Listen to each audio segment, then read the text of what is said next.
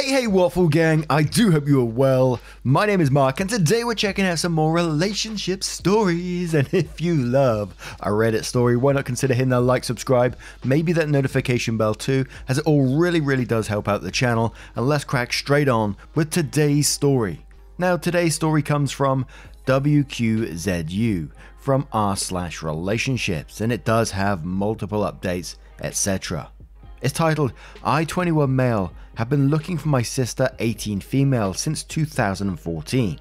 I found a way to contact her last night, but I'm not sure how to do it. My parents got divorced in August of 2014.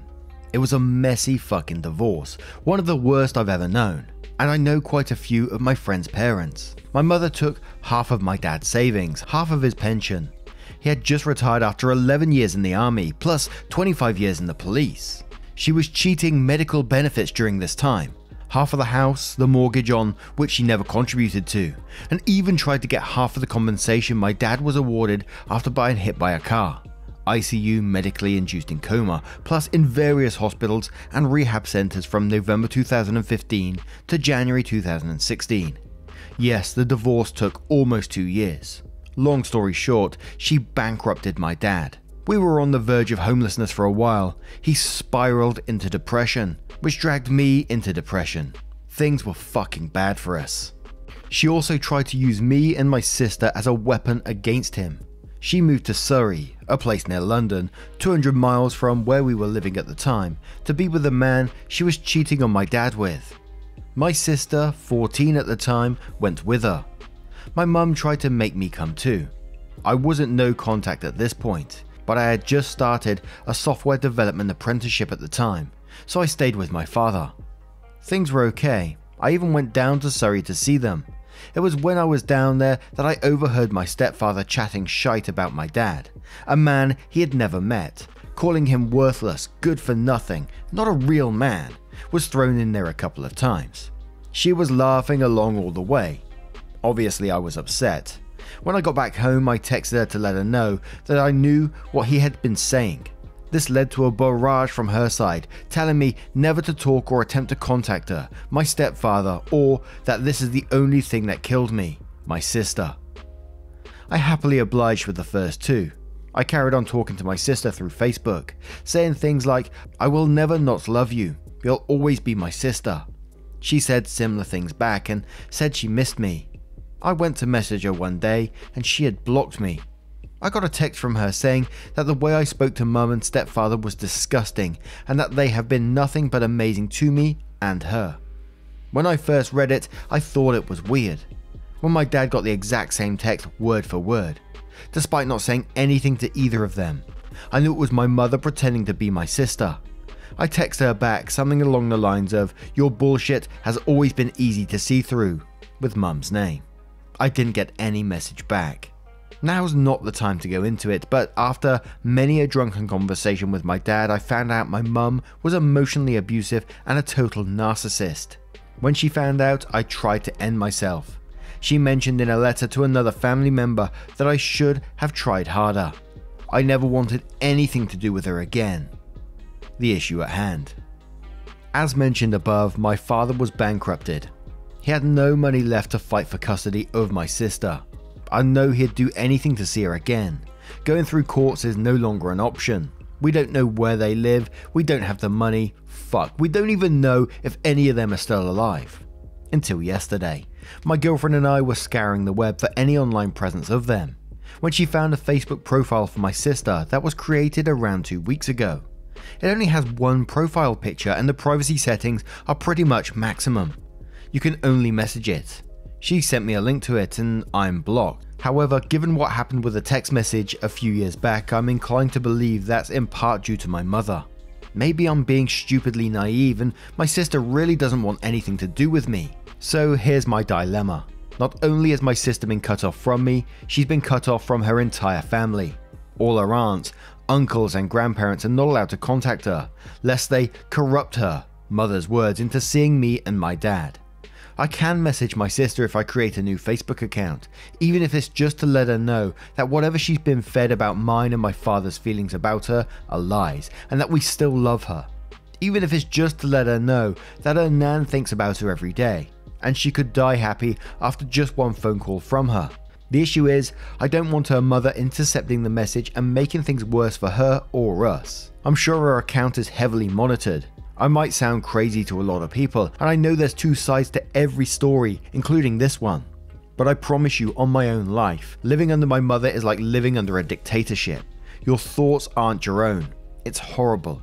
She will start university in September, I assume. I'm thinking the best way to do this is to message the account around October time.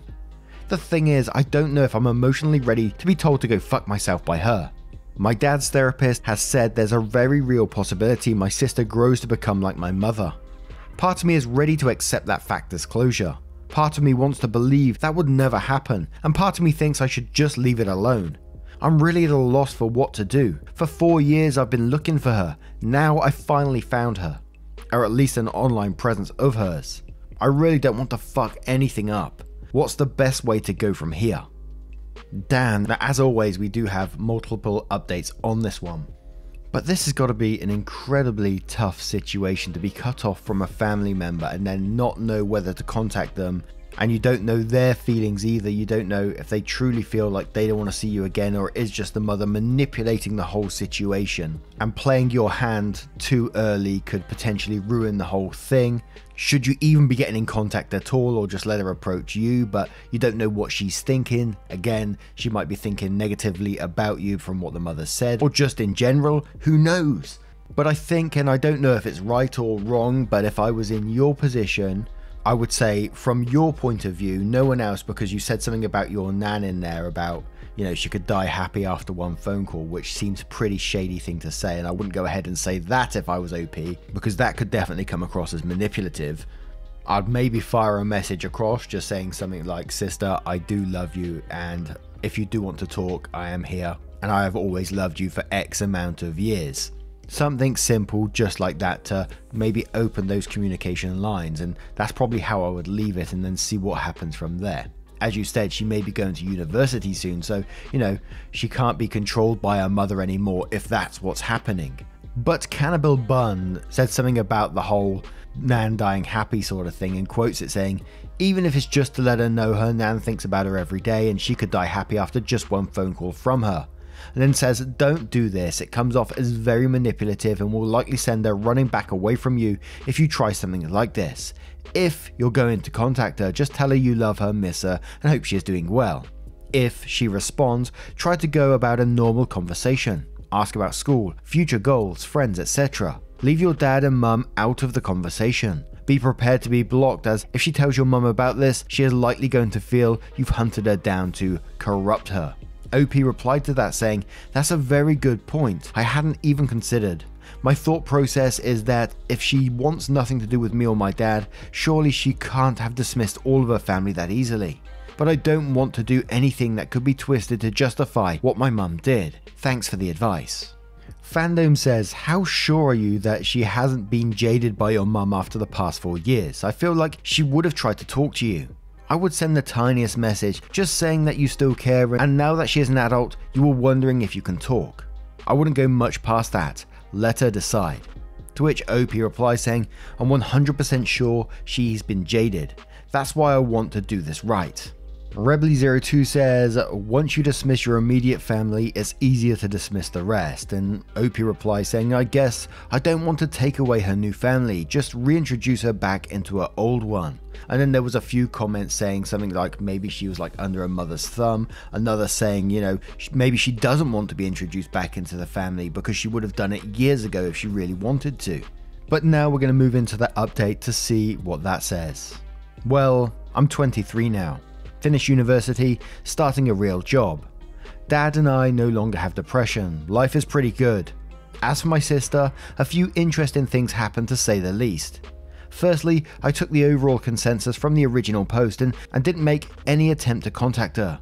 I did drunkenly check her page from time to time to see if anything had changed, and I found that I'd been unblocked on my main Facebook account, probably around August that same year.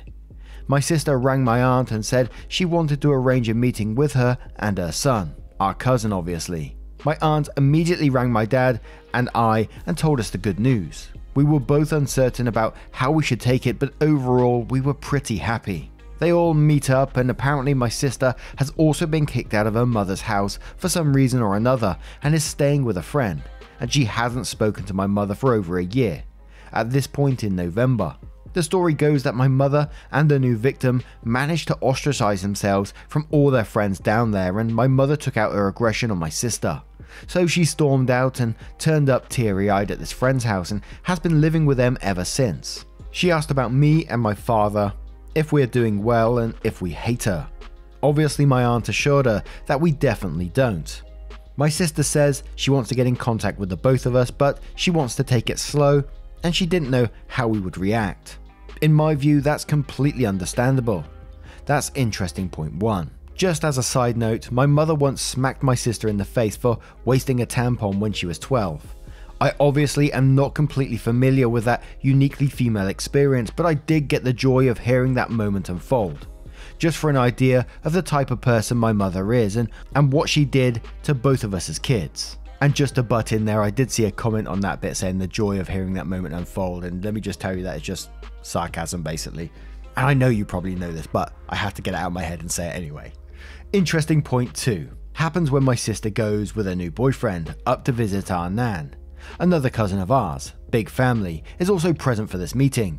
My cousin tells me that my sister told our nan that it had been a few months since she had last spoken to our mother, which is quite a bit different to over a year ago. Whatever, my aunt misremembered the meeting. However, my cousin did say that she got a very off vibe from my sister, and to paraphrase her own words heavily, you would think sister had last seen us all last weekend, not 5 years ago. She walked into Nan's house like she owned the fucking place. She didn't really say why she was getting in contact with us and not you or her father, other than she wasn't ready. And she didn't really say why she hadn't spoken to her mother either. I don't know, I wasn't happy with it at all, and we were all thinking that you two, my father and I, should be in that room, not us. But maybe your mother has made me too paranoid. My nan is my maternal grandparent. I phone her as often as I can, which isn't as often as I would like it to be admittedly, and I know I'll kick myself for it. I digress. Every time I do phone her, she always asks about my dad and his new partner, and sends them both birthday cards, Christmas cards, and so on. To me, it just speaks volumes about the type of person my mother is, when her mother is more concerned about the well-being of her ex-husband and his new partner. Just trying to get this point home to any doubters. 3. Occurs when I find out that my sister asked my nan for some money to help her out with university and not living with her mother anymore.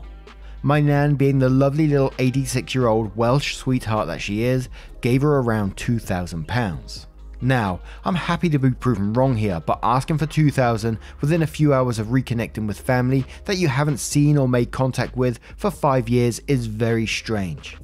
I find out about this because around November my nan called me because she had promised me an update on the situation, to tell me that for about a week after my sister met up with all of them, that they had been in regular contact via phone and Facebook. Since that week, nothing. Unreturned voicemails, Facebook messages left unread. My sister had taken money and fucked off. I spent the day reassuring my nan that she hadn't done anything wrong, and she definitely wasn't the idiot she thought she was for giving my sister the money. Number 4 is the least interesting, but you'll be pleased to know that my ramblings end here at least. It should go without saying that since the first meeting in August with my aunt and her son, neither my dad nor I had any direct contact with my sister. On Boxing Day, my sister finally calls my nan and wishes her a Merry Christmas. My nan says thanks and hangs up. In January, on my nan's 87th birthday, my sister calls up and wishes her a happy birthday and also mentions that she's having some money problems.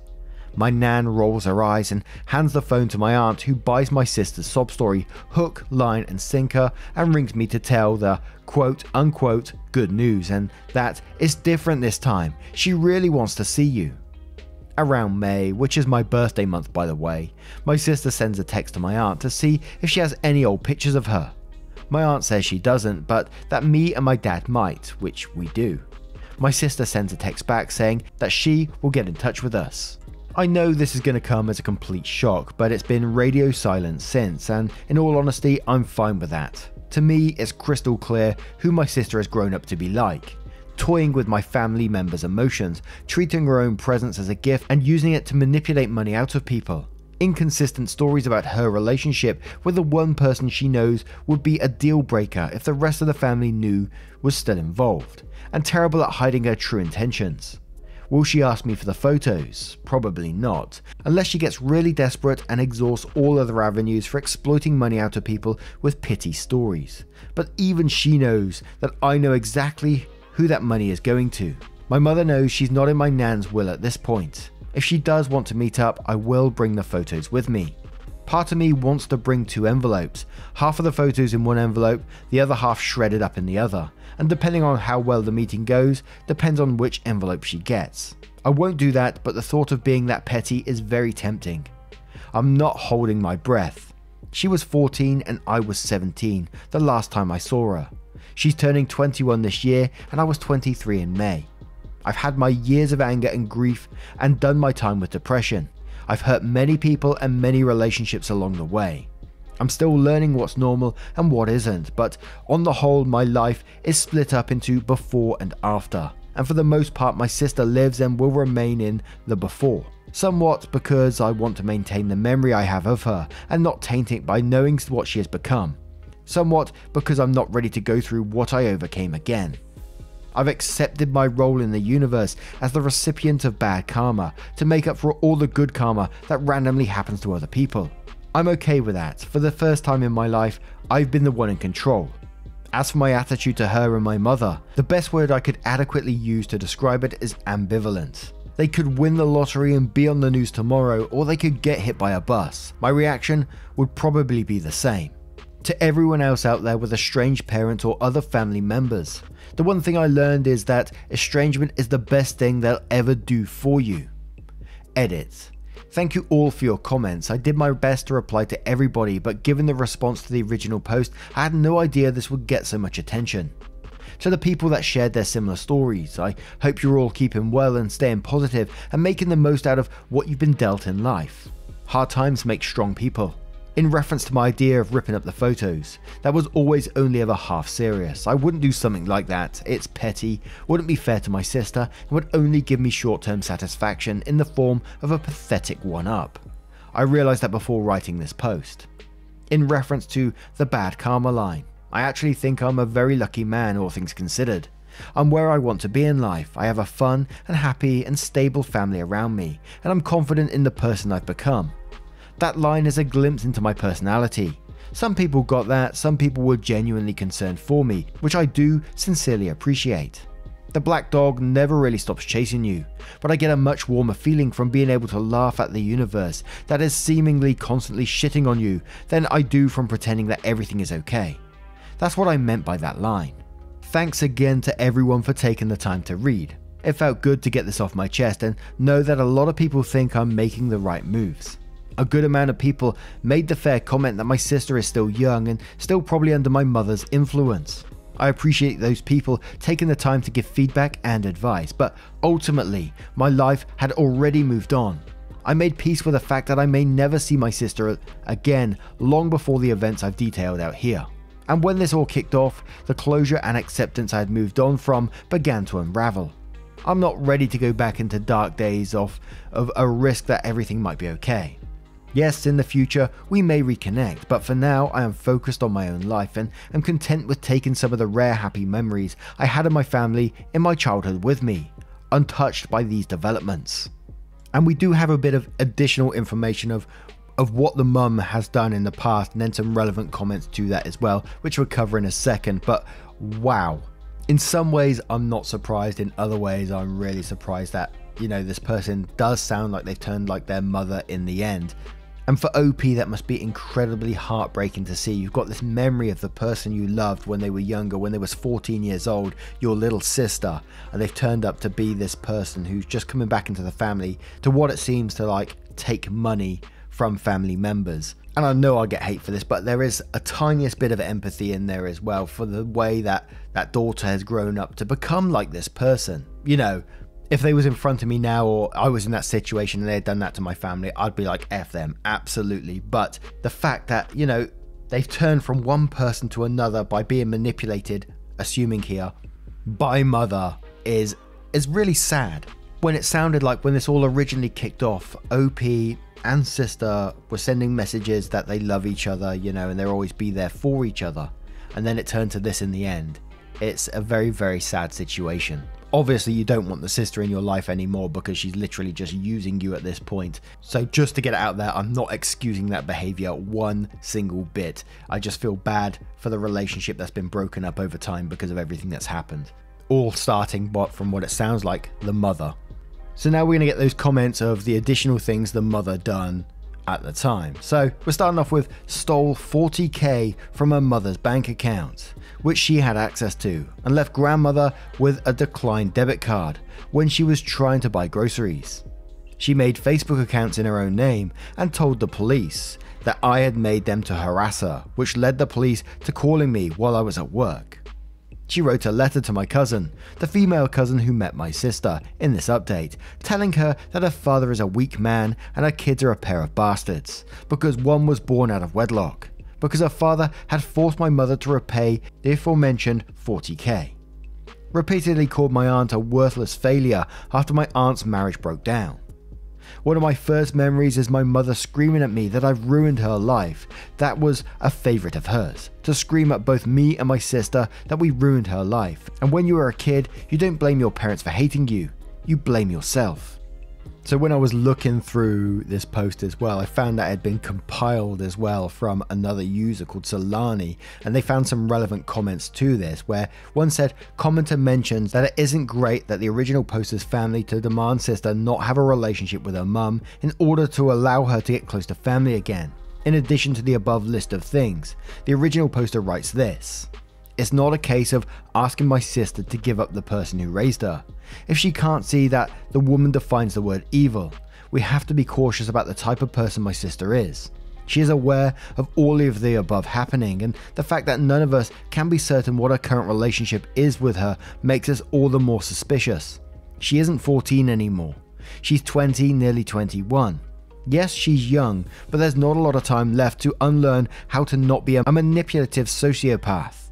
I love my sister and in truth always will, but it's a hard reality I came to terms with a few months ago, that I may never have a relationship with her again. A commenter suggests that the original poster's family commit to not giving the sister more money.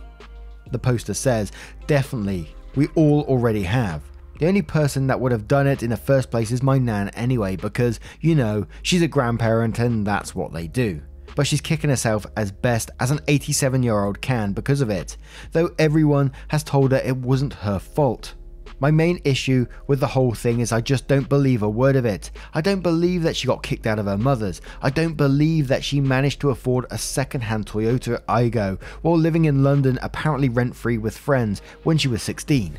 I don't believe that she found the money to go to Costa Rica and national festivals while still being so desperate that she had to take, not borrow, take 2k off our nan the day she meets her. And I don't understand why she's comfortable with every member of our family except for me and my father, when every member of my family she's been in contact with has told her that the best thing she could do is contact us. It boils down to the fact that at this time, allowing my sister back into my life means allowing my mother back into my life, and I'll cut my bollocks off before I let that happen. Until I'm certain beyond reasonable doubt that there is no one else behind her attempts to reconnect, I'm staying very vigilant if I do get contacted by her. Then another commenter suggests looking into legal action to get Nan's 2k back, and the original poster said, I've often considered that. I've come to terms with the fact that pursuing any legal methods would just drag it up again, and at the end of the day, 2,000 could be spent on much more worthwhile things. But it's not life-changing money. My dad said something in a drunken state to me that when I was 18 that stuck with me. 180 grand. 180 grand that bitch stole from me, and it was the best 180 grand I've ever spent. I think I've adopted that philosophy. I think my sister has seen what my mother does and seen that it works. I mean, my mother is a manipulative low-life scumbag, and it's gotten her a comfortable life gold digging in London. The only influence my sister had between the ages of 14 to now is my mother. She's a product of her environment, and it got her the easiest 2k anyone has ever made. I believe a lot of the reasons for my mother's behavior stems partly from narcissism, partly from a realization that her greed and lust for money and power hasn't brought her happiness, but she refuses to admit it. She said to me once when I was about 12 years old, "People that cross me suffer." I was used to bizarre shit like that and just thought that's normal. And it's just the cry of someone that's deeply hurt and doesn't know how to deal with it. The more I thought of it over the years went by, the more I realized that she turned more and more fucking mental after the death of her father, my grandfather. I really think that switched something in her. It's no excuse and I don't forgive her at all, but it's an explanation. And the fact that she can't make me or my father or the rest of us suffer is probably filling her with rage, which puts a shit-eating grin on my face every time I think about it. People just don't get it if they don't go through with it. And the thing that annoys me the most is they don't realize how lucky they are to be ignorant. I've had people tell me how strong the maternal bond is and look at me with furrowed brows when I tell them why I don't have a relationship with her. I know they're trying to work out what I did, which is why if the question comes up, I just tell people that she's dead. It does feel dirty, but for all I know, she may well be. Well, if anything, I hope you know that's not a reflection on you at all. You don't need a license to become a parent, which means literally anybody can do it, even the truly awful ones. You are not alone in your experiences, and there's at least one person here who knows what you've been through. Stay strong, mate. The only road's up from here. Next one says, I was a proper scum bastard when I first started to move to independence. I was 17. This had all kicked off. My father, God love his soul, was too depressed to really be a parent at that time, and the only experience I had with relationships was from watching my parents. I'm glad I learned the error of my ways, but I still stay up at night thinking about the people I've hurt, and I know that it's because at that time I was a product of my mother. I'm better than who I was, but it'll stick with me. Now, as always, there's positives that come out of negatives in this situation, that they've realized what the sister is like at the moment and they're putting boundaries up so it doesn't continue to happen in the future. You can't tolerate people like that in your lives, and I know sister is a victim in this as well. As OP said, she's a product of her environment growing up. That doesn't excuse the shitty behavior, but it is a fact. And that's why those boundaries have to be up. They have to protect themselves in the situation. And you can't blame them for it at all. She can't just keep coming into their lives, taking money, then going off again, like her mother does by the sounds of it. And I gotta say, I particularly liked the bit where they said 180 grand that bitch stole from me. And that was the best 180 grand I've ever spent. And I gotta say, I did enjoy that part, and it probably did ring true for him. And looking back, it probably like, oh, thank goodness for that. It was worth it, And there is many comments on this one saying, they've been through similar situations, where they've lost a sibling and then their sibling has changed in the future to be like the other parent, which is so sad. But what do you guys make of this story? What would you suggest to OP? Do you think there's any way to ever fix this relationship between these two siblings? Because at the moment, I got to say, I'm struggling to see it because, the sisters come in and shown what her intentions are and breaking trust like that. And can you ever rebuild that trust now from where it is? Because you're always going to be thinking, what's she after now? Unless they go to therapy or something like that. But let me know your thoughts down below in the comments. I'm going off on one as usual. A huge thank you from the bottom of my heart for getting involved in today's stories. The likes, the subscribes, the comments, everything you do is absolutely amazing. I can never thank you enough for what you do. And I know I say it every single time, but I'm ever so thankful. Thank you so much, and I will see you in the next one. Take care, guys. Much love.